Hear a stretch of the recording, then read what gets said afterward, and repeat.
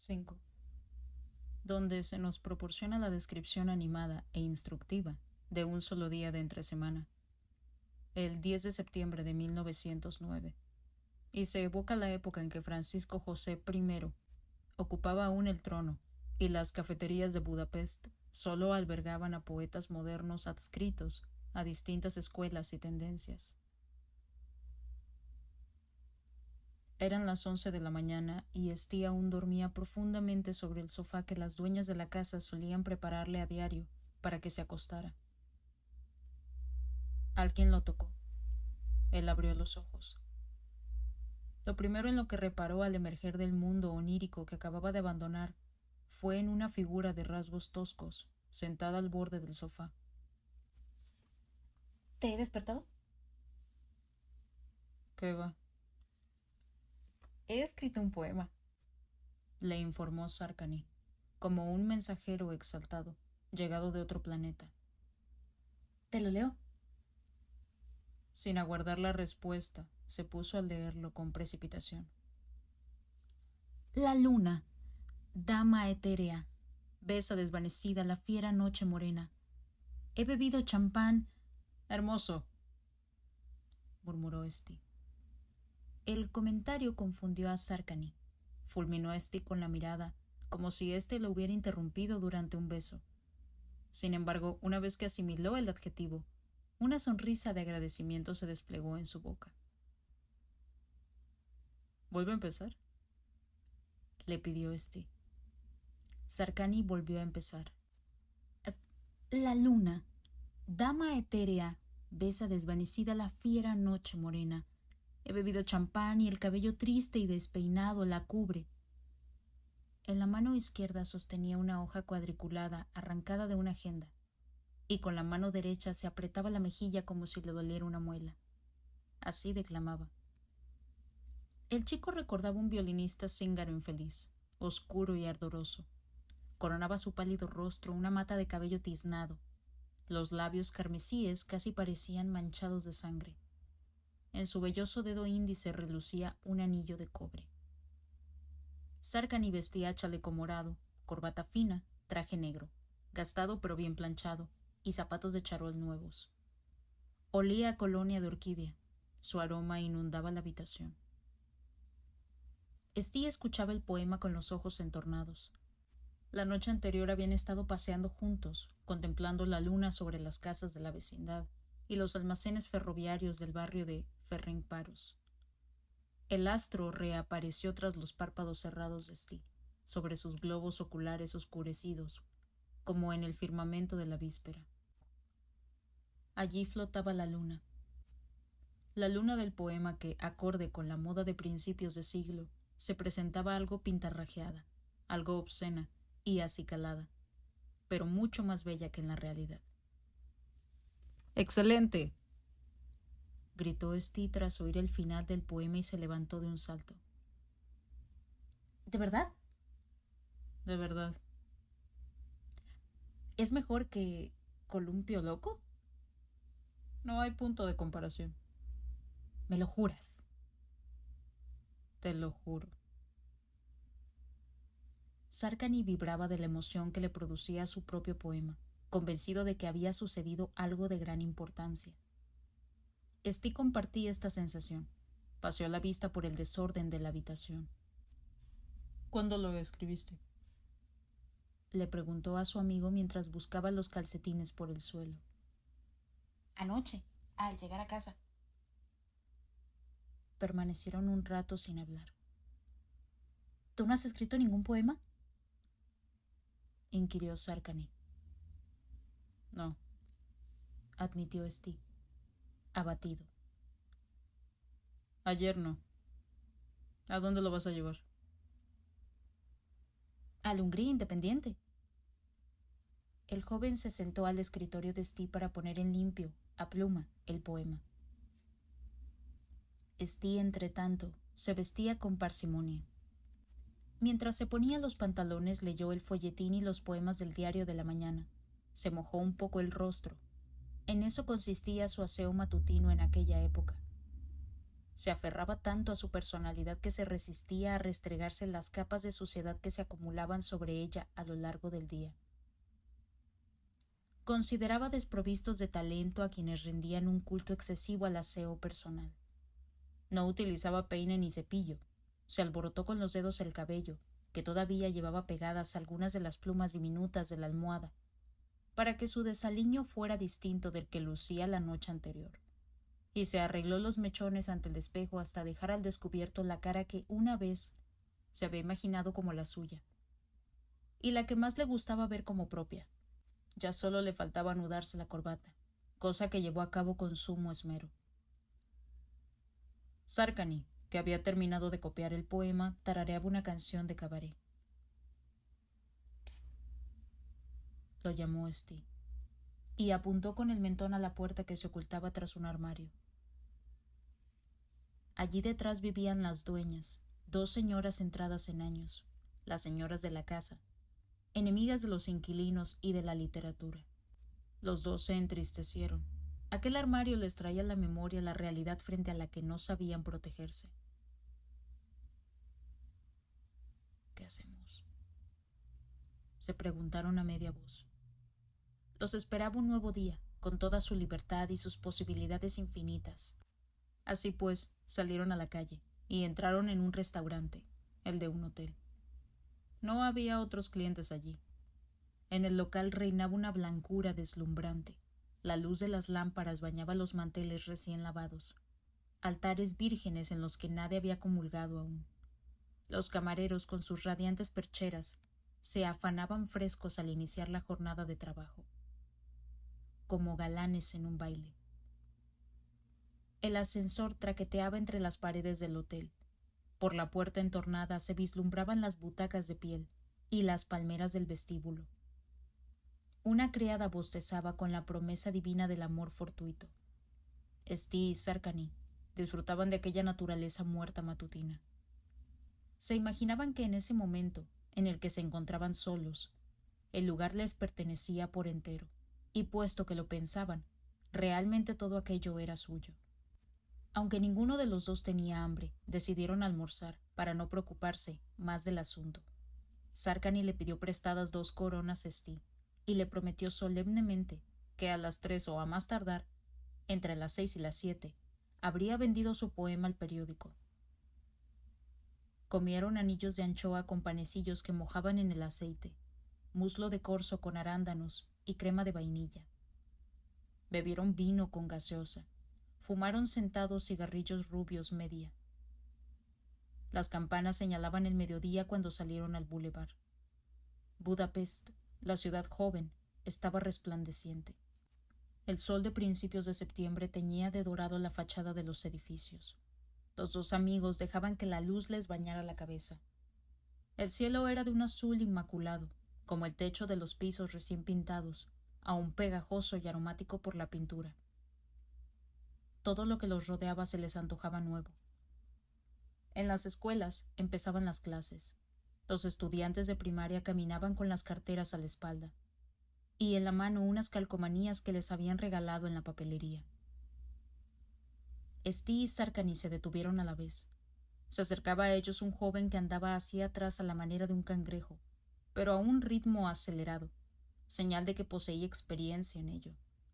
Sobre la coronilla le bailaba uno de esos sombreros de paja típicos de las ferias. Llevaba pantalones blancos, un grueso abrigo de paño gris y puños de celuloide de color carne. Agitaba un bastón de hierro. Al instante ellos se volvieron y avanzaron hacia él, también de espaldas y a buen paso. Al topar con él, se echaron a reír. «Hola, majadero». Soltaron y se abrazaron. Por fin estaban los 3 juntos, ellos 3. Kaniki, Sarkany y Steve. No faltaba nadie. El círculo estaba completo. El mundo había recobrado la plenitud.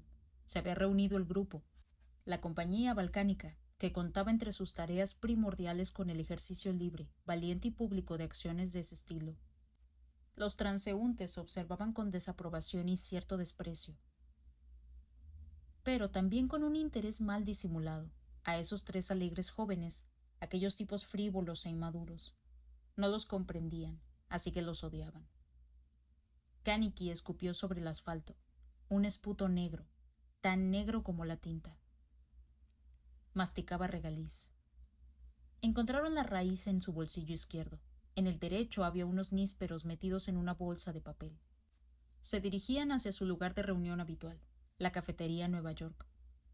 Por el camino, Sarkany leyó su nuevo poema a Kaneki. En el escaparate de una tienda de muebles se exhibía un dormitorio, una cama de matrimonio, de madera de chopo, con edredones de seda y almohadas, y 2 mesillas de noche.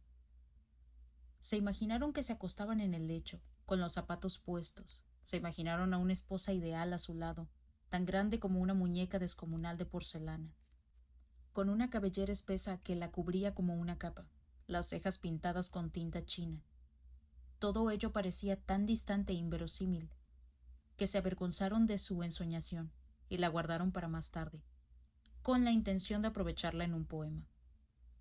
Entraron en una tienda de animales, regatearon el precio de un mono, preguntaron cuánto costaba un león. El vendedor, al fijarse en la clase de clientes que eran, los invitó a abandonar el establecimiento. «Vamos a saludar», propuso Kaneki. Entonces saludaron a todas las personas con las que se cruzaban. Los 3 sombreros se alzaban a la vez como por arte de magia. Posaban con toda franqueza los ojos en los transeúntes a los que saludaban. Unos se alegraban de comprobar los conocidos que eran, otros se asombraban, otros caían en cuenta de que se trataba de una travesura y reanudaban la marcha, mirándolos por encima del hombro. Sin embargo, obtuvieron de nuevo un resultado satisfactorio. De 15 personas, 11 les devolvieron el saludo. También dejaron este juego.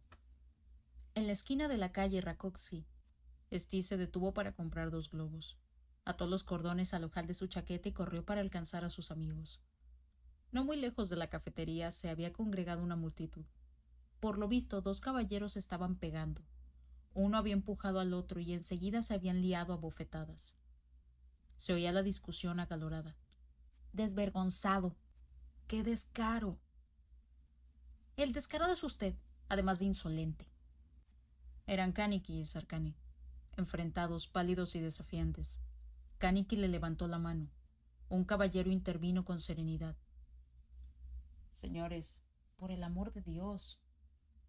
Kaneki se volvió hacia el caballero con el semblante sereno que solía adoptar en ocasiones similares, y a continuación le preguntó a Sarkany: «¿Podrías decirme, por favor, quién es este?» «No lo sé». «Entonces vámonos». Agarró a Sarkany del brazo como si nada hubiera sucedido, y en medio del asombro de los transeúntes se alejaron abrazados. Steve se unió a ellos. «¿Se lo han tragado?», les preguntó. «Sí», respondieron entre carcajadas y dejaron escapar uno de los globos. Poco después llegaron a la cafetería.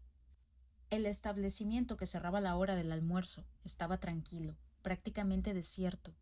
Las señoras de la limpieza iban y venían, con sus escobas y cubos, y restregaban las mesas de mármol. Aquellos que habían entrado para tomarse un café tardío saldaban su cuenta. Un saltimbanqui escuálido atravesó el salón de las damas. Se estaba tostando el café para la tarde. Su aroma les cosquillaba la nariz. Arriba, el palco, con sus columnas barrocas, doradas y entorchadas, como las de un templo budista, parecía estar esperando algo. Se acomodaron en torno a su mesa habitual. Primero intentaron solucionar sus asuntos de índole material. Kaneki llevaba 16 céntimos, Sarkany 30. Steve aportó una corona con 4 céntimos. Poco para librar la batalla del día. Sarkany, quien mejores expectativas tenía ese día por haber escrito el poema, llamó con una seña al camarero de la mañana. Pidió 20 pitillos princesas y un café, y luego le enseñó el manuscrito que vendería al Hungría Independiente a las 3, o a más tardar entre las 6 y las 7, y le pidió prestadas 10 coronas. El camarero, resignado, colocó la suma sobre la mesa. Steve pidió un café largo, y Kaneki bicarbonato, agua y un trozo de papel. Se tomó el bicarbonato. Lentamente, por simple despiste, se bebió los 3 vasos de agua que había sobre la mesa, aunque Steve había echado en uno de ellos la ceniza de su pitillo. Kaniki empezó a escribir un artículo para conseguir algo de dinero. De súbito se levantó de un salto, golpeándose la cabeza. Debía realizar una llamada urgente. En su brillante frente se dibujaban la preocupación y el nerviosismo. Pidió a sus amigos que lo acompañaran abajo, a la cabina de teléfono. No deseaba afrontar ese trance solo. Se encaminaron a la planta baja propinándose empujones y gastándose bromas. Se encontraron con unos conocidos y olvidaron el propósito con el que habían bajado. Unos tipos repugnantes se aferraban a los teléfonos como sanguijuelas. Hablaban alemán. Kaniki logró establecer la comunicación al cabo de media hora. Salió de la cabina victorioso. La mujer vendría a las 3 de la tarde. Le pidió prestadas 5 coronas a Sarkany, empeñando su palabra.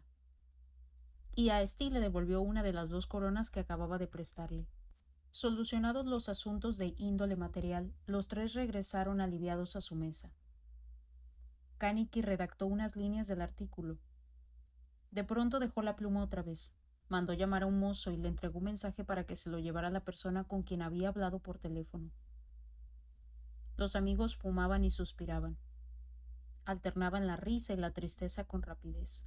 Saludaban con la mano a las mujeres que pasaban por la calle al otro lado de la ventana espejo.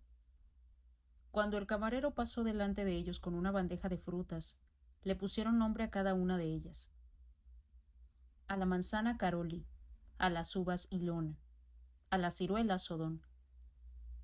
La pera, por su blandura y sensualidad, sin lugar a dudas debía llamarse Yolán, y así sucesivamente.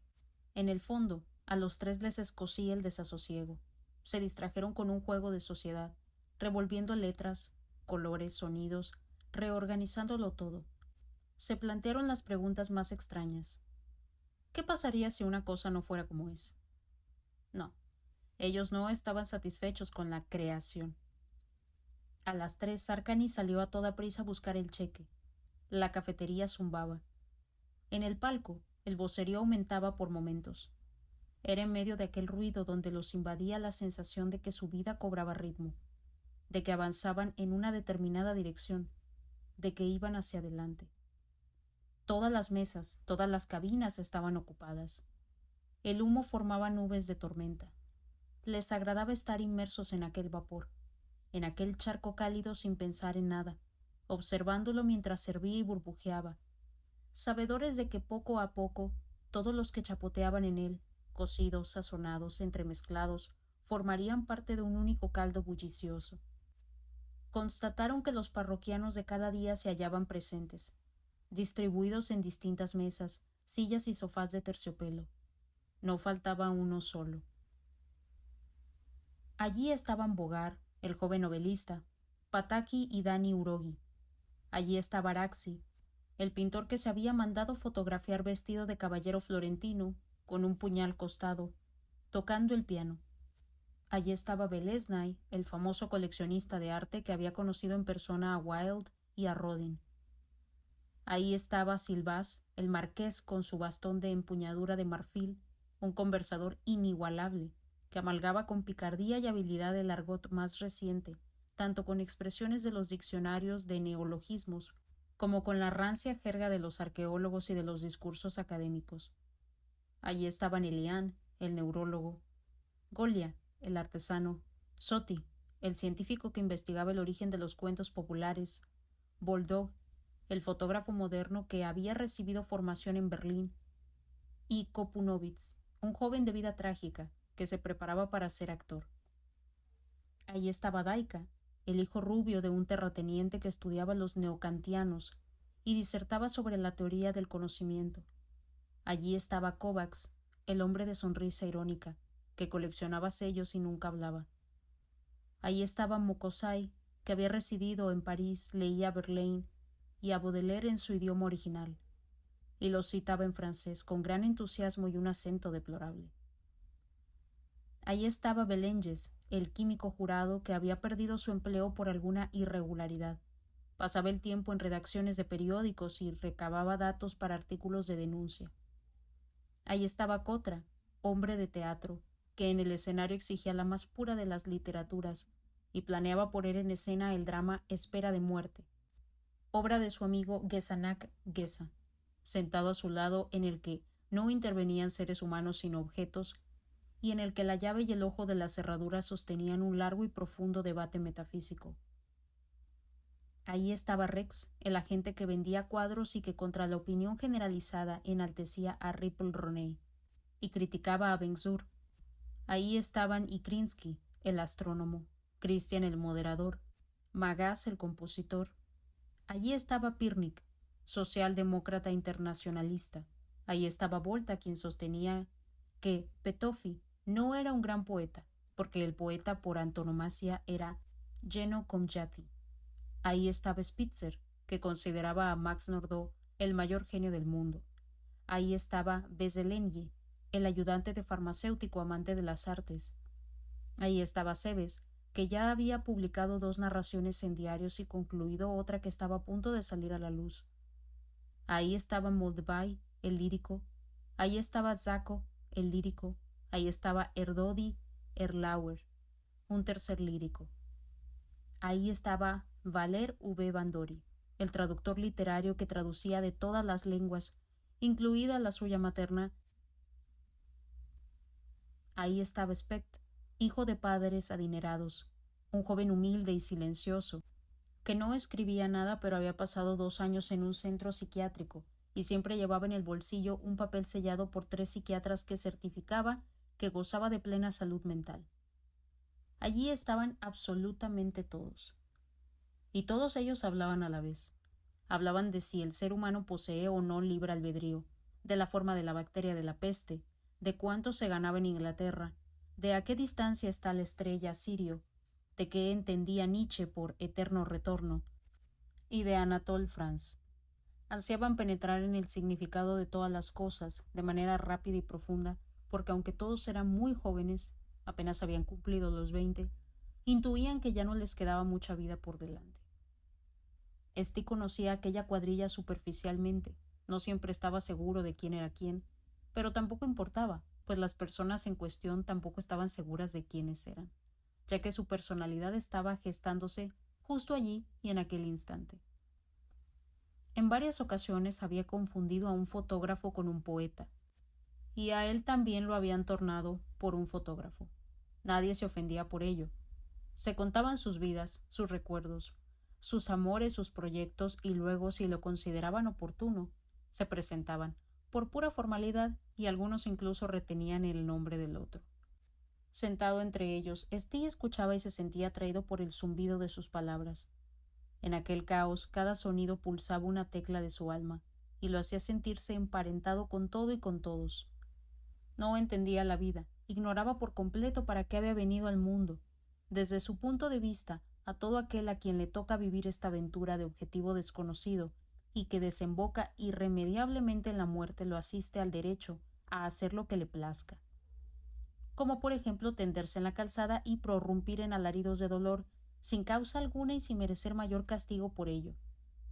Sin embargo, precisamente porque consideraba que la vida en su conjunto carecía de sentido, comprendía cada uno de sus fragmentos, a todos los seres humanos, sin salvedad, todos los criterios, desde los más elevados hasta los más mezquinos, todas las teorías, y lo asimilaba todo con facilidad. A su juicio, participar en la gran locura, entre locuras menores, no constituía una necedad tan grande. Por el contrario, era el estilo de vida más acertado y natural. Además, precisaba de aquel desorden feroz, de aquel ambiente caótico. Quería escribir, aguardaba el momento en el que la desesperación y la repugnancia le produjeran tales náuseas que lo impulsaran a vomitarlo todo lo importante y esencial, no solo lo secundario y casual. Pero ese momento no había llegado todavía. Aún no notaba un malestar suficiente como para ponerse a escribir. Sin dejar de consumir grandes dosis de nicotina, pidió otro café largo, para excitar el corazón y continuar torturando su espíritu eternamente curioso, ávido e ingenioso. Se concentró con fervor en su palpitar interno, se tomó el pulso, feliz como un prestamista que cuenta el interés ganado, 130 latidos por minuto. Estaba rodeado de mujeres. Ahí estaba la dama de Songrad, que cada 2 semanas huía de su marido para pasar su tiempo libre entre escritores, jovencitas aficionadas a la literatura, mujeres aparentemente fatales, una pálida artista de circo que con toda seguridad estaba enferma, y una señora de tez amarillenta, abotargada, corpulenta y demoníaca como Clitemnestra. Vestidas de blanco, azul y negro, florecían en la cálida ciénaga de la cafetería como las nenúfares en la laguna de Ebis. Estí las deseaba a todas. Su mirada vacilante zigzagueaba inquieta de entre ellas. Disfrutaba con las trampas y los caprichos mortales que a cada instante amenazaban con cambiarle la vida y convertirse en la fatalidad.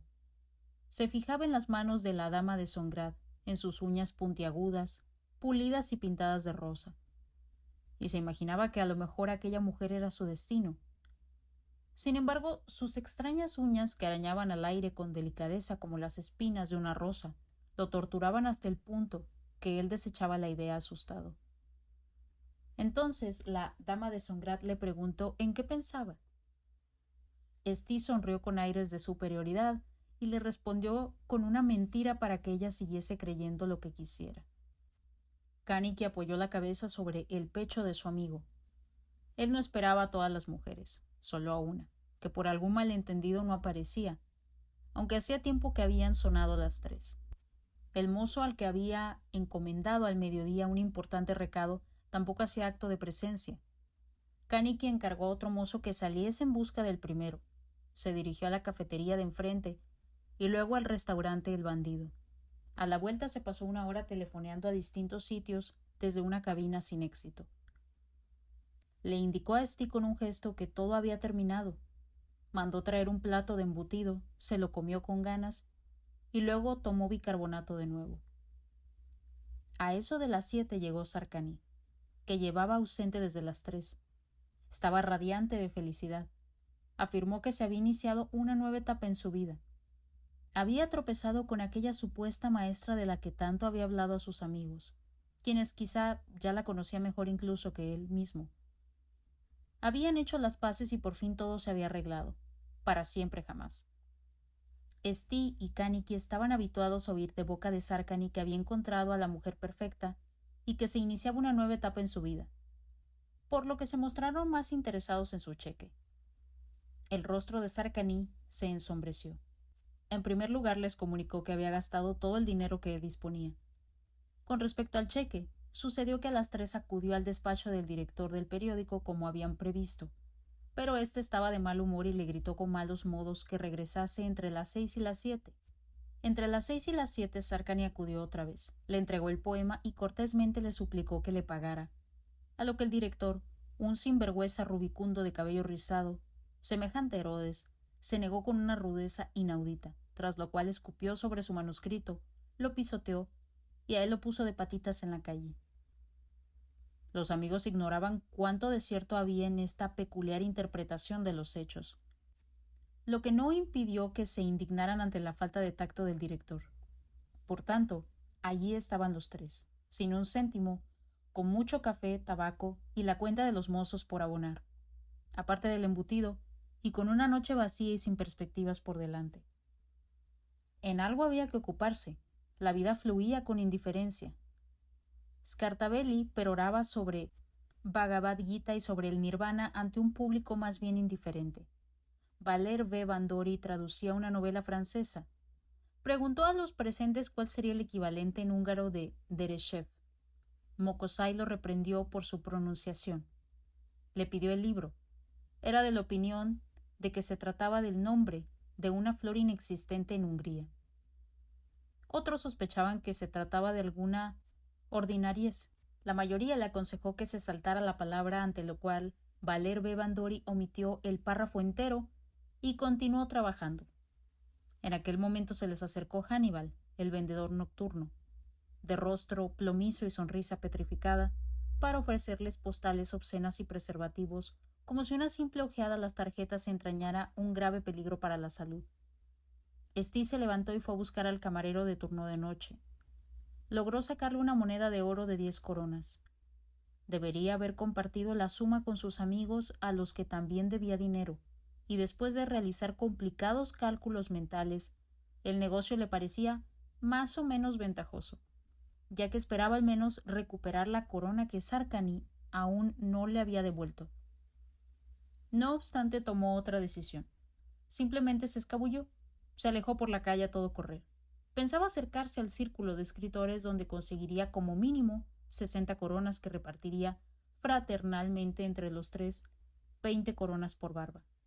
A la mesa de juegos estaba sentado Omona, un prestigioso periodista que ganaba siempre y que vivía de chantajear a los bancos.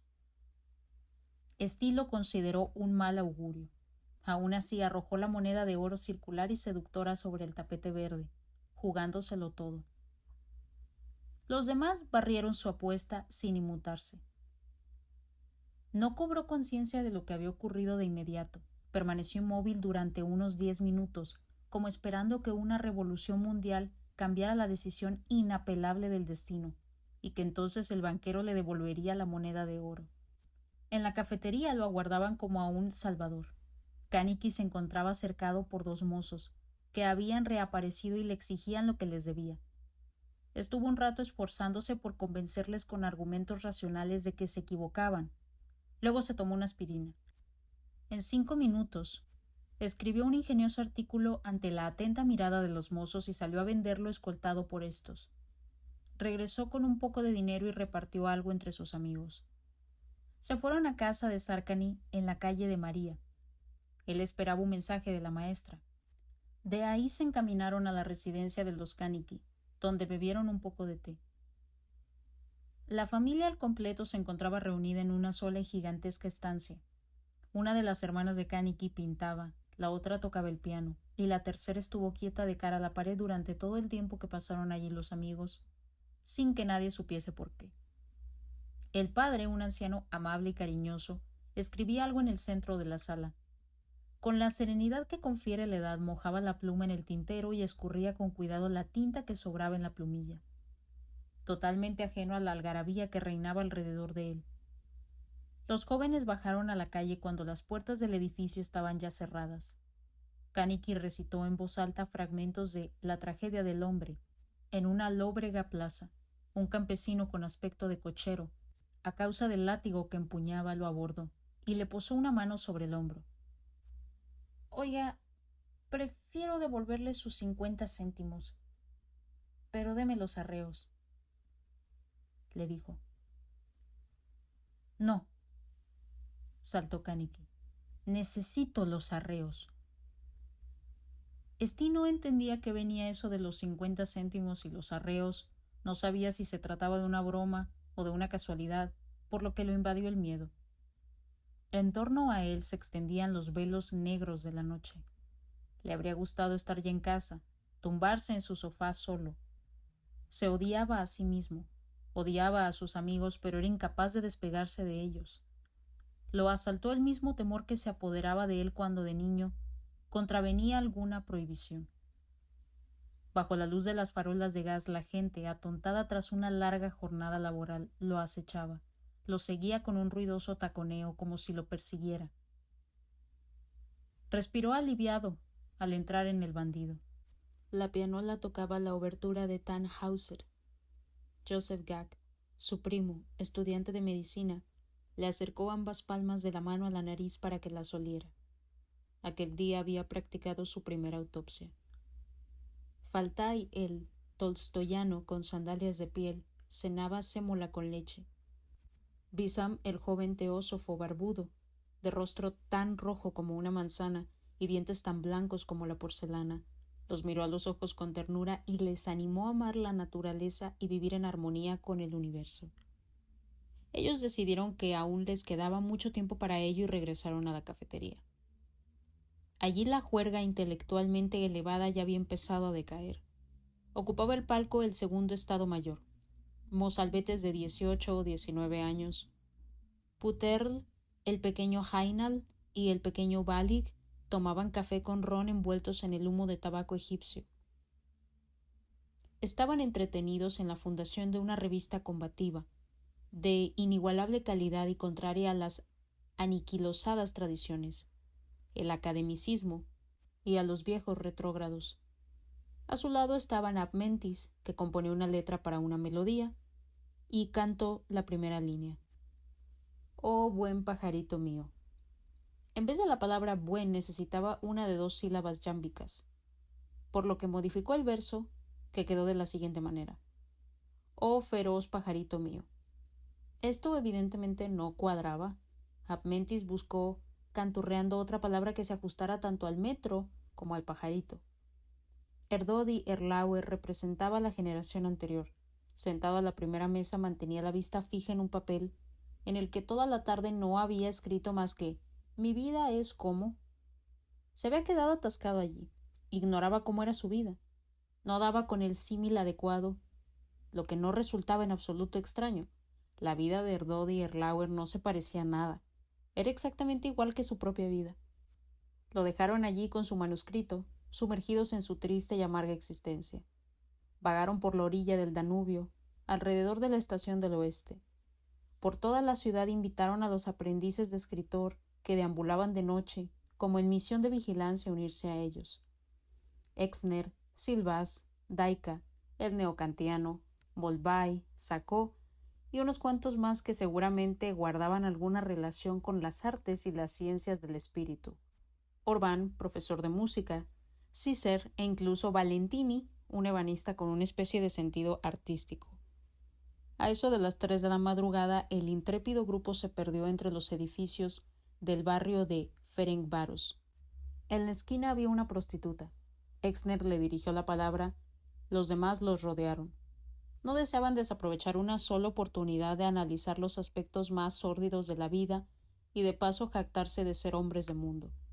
Tuteaban con aires de superioridad y cierta camaradería a aquellas mujeres que por lo general contaban bastante más años que ellos y se aproximaban en edad a las amigas de sus madres, a quienes en casa besaban la mano con educación y saludaban con una profunda reverencia.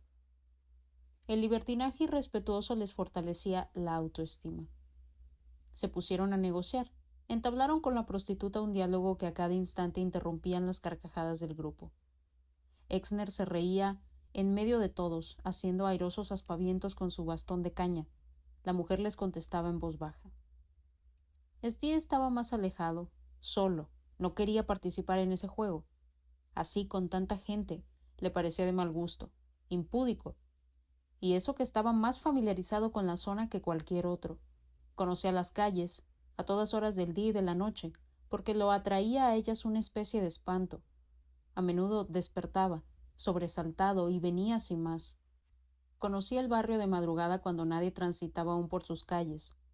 Los sábados por la noche, entre las 8 y las 11, las horas de mayor bullicio, los días más bochornosos del verano, entre la 1 y las 2 del mediodía, cuando las chicas enfundadas en sus vestidos chillones relucían a causa del pegajoso calor, como caramelos.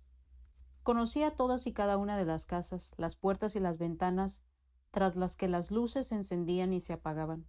También conocía a los hombres que merodeaban por allí, distraídos, como si buscaran otra cosa, con la cabeza gacha para no ver nada más. También a los indiferentes y los bobos que escrutaban sin disimulo la mercancía.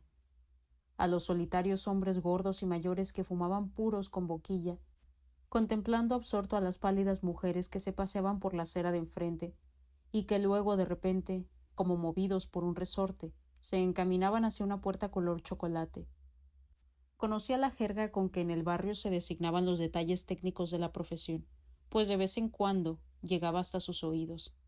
Y por encima de todo conocía a las mujeres, a cada una de ellas, personalmente o de vista, a las amables y a las que se comportaban como animales apáticos, a las elegantes y a las ordinarias, a las larguiruchas y a las enanas, a las que presentaban cicatrices en la barbilla o huellas de mordiscos, como orugas, a las que conducían perritos sujetos con una correa, a las que llevaban gafas, o aquella visión terrible que de vez en cuando aparecía de madrugada, con el rostro oculto tras un doble velo, por carecer de nariz. También conocía a la chica con quien ahora se divertían sus amigos. Se había cruzado con ella en varias ocasiones al pasar por allí. Se había fijado en ella. La recordaba bien. La chica le arrebató a Exner su bastón de caña y se encaminó despacio hacia una bocacalle, con el grupo a la zaga. Steve también siguió sus pasos para presenciar lo que iba a ocurrir. Llamaron a una puerta. Entraron. Los 11. Una vez dentro, en una habitación de techo bajo, situada al nivel de la calle, armaron tanto alboroto como el que se desata en una casa en llamas cuando llegan los bomberos. Chillaban y vociferaban, excitados por lo curioso de la situación. La mujer temía que la policía la multara por promover el escándalo. Intentaba apaciguarles, en vano. 5 de ellos se sentaron sobre la cama que crujió y casi se partió bajo el peso. El marqués extendió los brazos y exhortó a la mujer, con oraciones rebuscadas, a que abandonara la senda enfangada de la ignominia y retornara al buen camino. Luego la bendijo como si fuera su propia hija y la llamó Violeta. Exner revolvía sus fotografías. Sarkany hurgaba entre sus cosas. Levantó la tapa esmaltada en rojo de la cacerola que estaba sobre la estufa de hierro, en la que encontró los restos de la cena, estofado helado y guarnición fría, guardados para el día siguiente. La mujer dio una patada impaciente en el suelo para que se callaran. No quitaba ojo a toda la pandilla, temerosa de que se llevasen algo. Desplazaba la mirada de unos a otros. Kaniki le susurró algo a Sarkany. Él a su vez se lo susurró al siguiente, y la noticia pasó de boca en boca.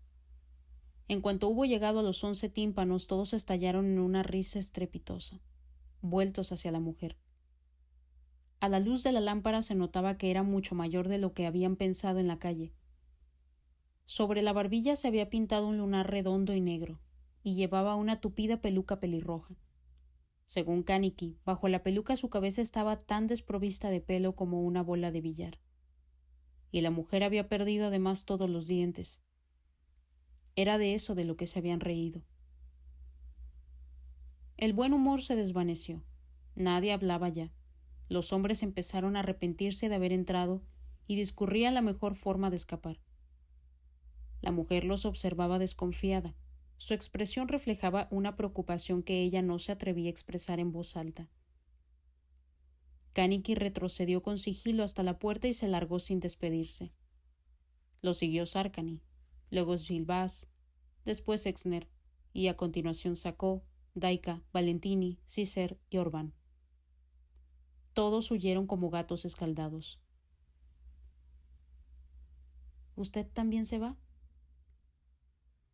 le preguntó la mujer alarmada a Steve, el último en disponerse a irse. Sí, respondió, y puso la mano sobre el picaporte. Buenas noches. Buenas noches. Steve abrió la puerta que sus amigos, para burlarse, habían cerrado de un portazo.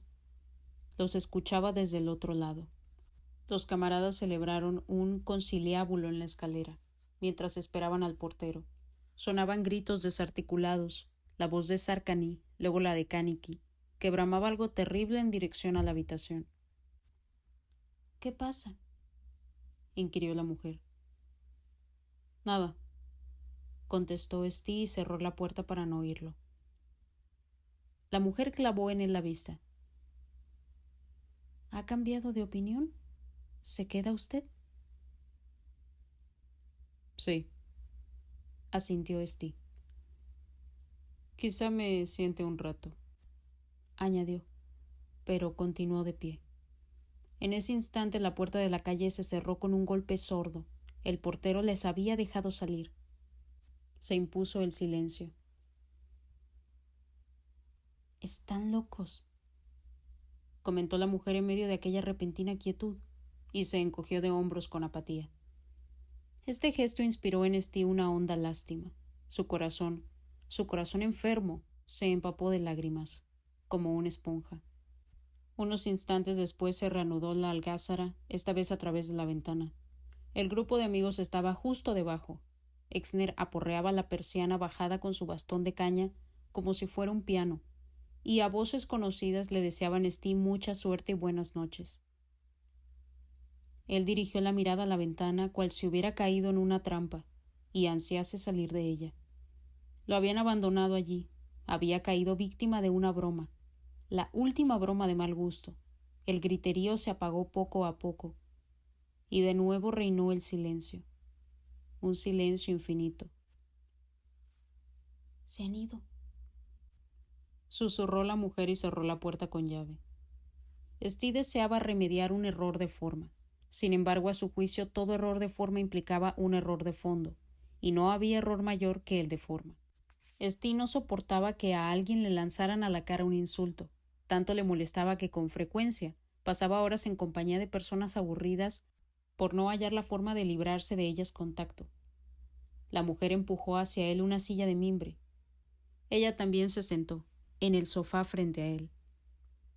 Los demás estaban en lo cierto. Ya no era joven. Su agotamiento resultaba evidente, y en su sonrisa vi un toque de demencia. Sin embargo, cabía contemplarla desde otro prisma. La imaginación de Cornell se desbocó y consiguió que la realidad desapareciera. No, los demás no tenían razón en todo. Exageraban. La piel de la mujer estaba ajada, en efecto, pero era blanca como una flor de lis. Conservaba los dientes, casi todos. A Steele empezaron a gustar los ojos de gato, verdes y nebulosos, su rostro redondo, pálido y hambriento, su frente estrecha. ¿Cómo se llama? Paula, respondió la mujer con una voz suave, algo ronca. Este nombre ejerció un efecto mágico sobre Steve. Evocó la imagen de una rosa marchita. Cerró los párpados. ¿A qué se dedicaba antes de esto? era peluquera. En ese momento Steve se agarró desesperado a sus manos y a su falda. En los cuarteles tocaban diana. Los reclutas formaban para salir del patio. En cabeza, el capitán, sobre su caballo danzarín y con la espada en alto, mascullaba órdenes en alemán. Y entonces la temible maquinaria compuesta por carne humana y acero se puso en marcha y salió a la avenida Ulloy. Tenientes gallardos que olían a agua de colonia impartían instrucciones. Bajo el sol matinal resplandecían sus espadas y sus borlas amarillas y negras. El emperador y rey Francisco José I gobernaba sentado en su suntuoso trono en Viena. Steve caminaba de vuelta a casa por la avenida Ulloy. La puerta del edificio ya estaba abierta, de manera que no hubo que pagar para que le permitieran entrar. Subió corriendo al cuarto piso, a su habitación, en la que a las 11 de la mañana del día anterior lo había despertado Sarkany. Sobre el escritorio encontró una postal procedente de provincias, remitida por sus padres. Se alegró mucho. Le habían enviado con motivo de la famosa fiesta de cumpleaños de su tío, en la que cada año se reunían 3 familias emparentadas, los Sendes, los Stee y los Gack. Para comer había arroz con ganso, asado al ajillo y pastel de vainilla y almendra.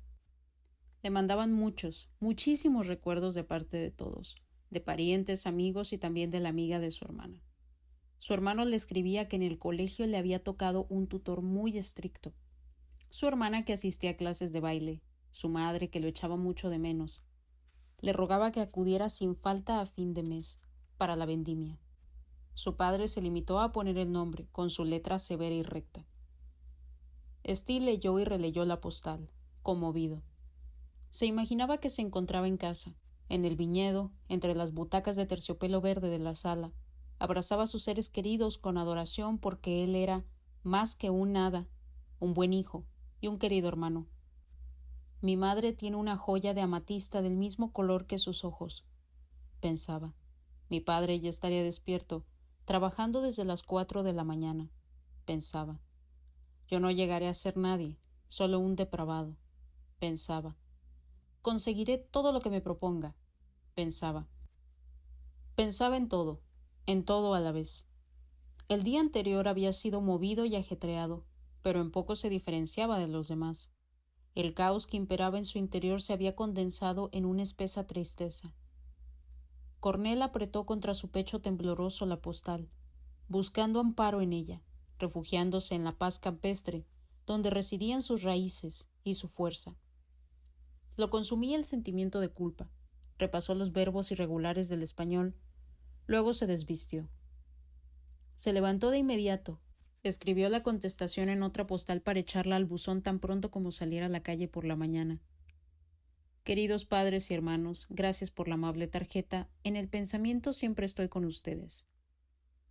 Habría debido añadir algo en respuesta a la invitación. Entonces se acordó de Sarkany y Kaniki, a quienes no amaba menos que a sus hermanos. Continuó así. Desgraciadamente por el momento me resulta imposible visitarles. La nueva literatura está en efervescencia. Debo quedarme aquí, mantenerme al tanto de las novedades. Le habría gustado aducir un pretexto mejor, pero solamente agregó: estoy trabajando.